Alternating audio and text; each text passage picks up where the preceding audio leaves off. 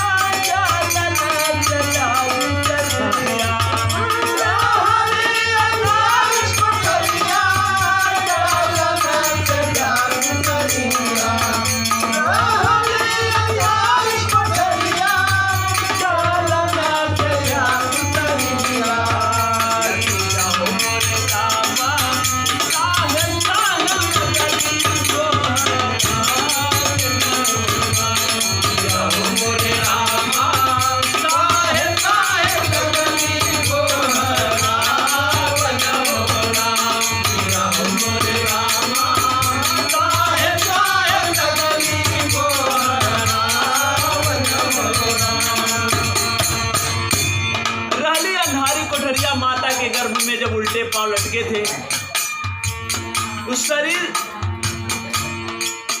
जलन से व्याकुल थी, वहां पर कुछ सूझ नहीं रहा था। तब उस परमात्मा को हम याद कर रही थी, तो क्या हुआ, क्या वादा की हमने वहां पर?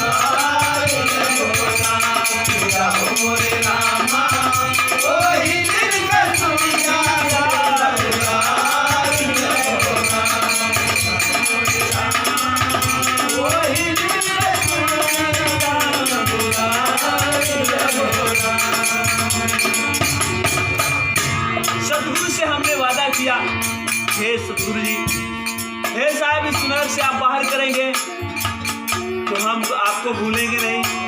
लेकिन बाहर आने के बाद सुंदर शरीर को देखकर, धन दौलत को देखकर, इस माया के ठाट बाट को देखकर हमने सतगुरु को भुला दिया।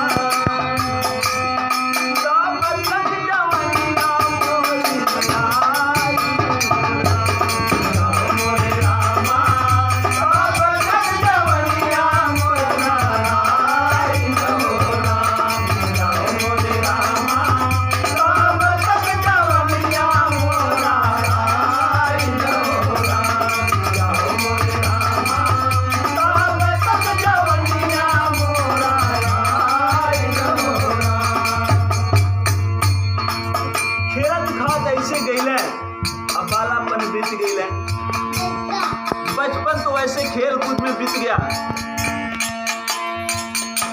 उसी में हमारी जवानी आ गई। बचपन बीतने के बाद जब जवानी आ गई तो बेसुध हो गए, तब हमें भक्ति भजन की तरफ ध्यान कहाँ है।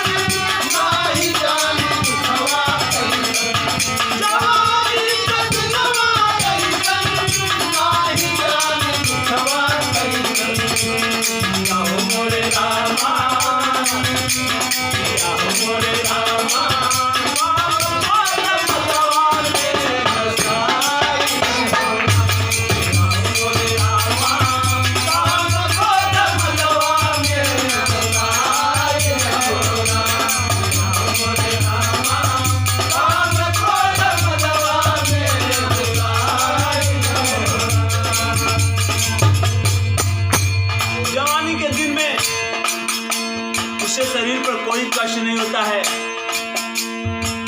कोई चिंता नहीं होती है, कोई फिक्र नहीं होता है, क्योंकि उसके ऊपर उसके माँ बाप की छाया रहती है।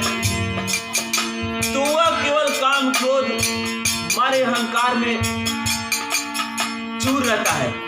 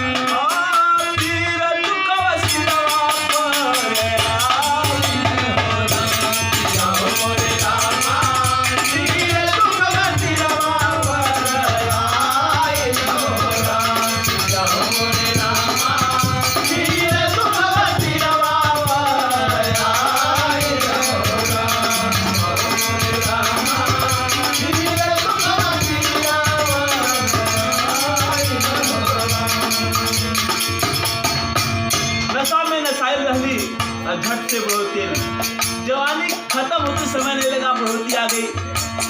अब और झंझट आ गया सर पर, अब बच्चों का बोझ आ गया, शरीर पर दुख आ गया।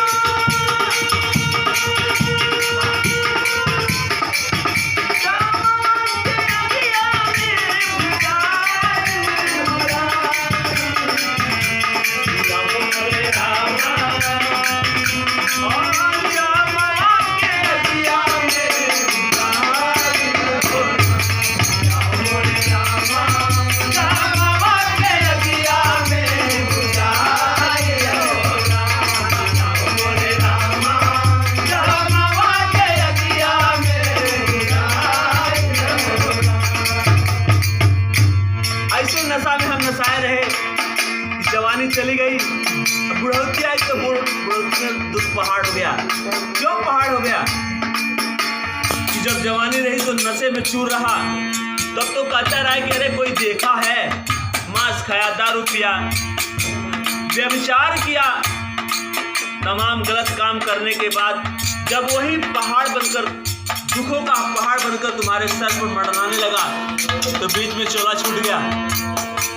अब तुझे तो जन्म जन्म दुख ही भोगना है।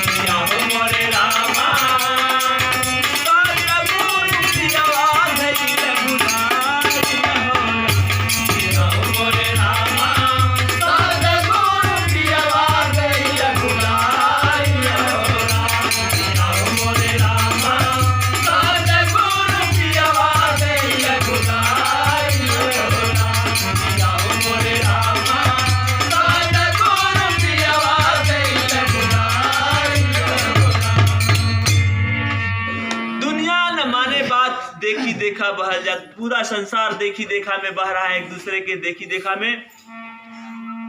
सदगुरु जी बार बार समझाते हैं कि तू सबको छोड़कर सदगुरु के शरण में आ, अपना बचे समय बना ले, लेकिन हम समाज को देखकर, समाज की वाणी को मानकर सदगुरु से दूर होते जा रहे हैं। यही सबसे बड़ा दुख का कारण है। बोलिए श्री सदगुरु साहेब।